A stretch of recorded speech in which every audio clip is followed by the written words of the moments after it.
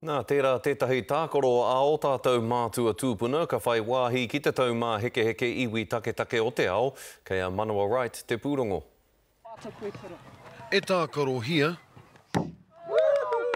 te kiorahi, ki te ātāmira o ngā whenua o te ao. Ko tāi koe ki whenua ki? Kau. Ko whiriwhiri hia a ia kia haere hei māngai kiorahi ki ngā taumā heke iwi take o te ao. I whakamārama atu ai ki tōku māma, me tōna kei kau, karikui uru. Me tōku kei ai māma i uru au. Me tōna kei kau, he ui tonu. Me tōku kau, ko uru au.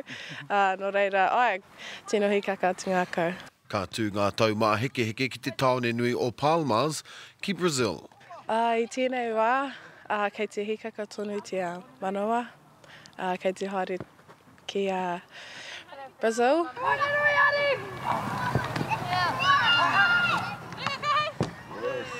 He rima te kau ngā Māori haere atu ana, he te kau katoa ngā kēmu iwi take no Aotearoa e whakatairangahi ana ki Brazil, pērā ki te kapahaka me te mau rākau. I tēnei wā ka haere atu ki te whakaako i tō mātou kēmu, arā ko te korahi kia rātou.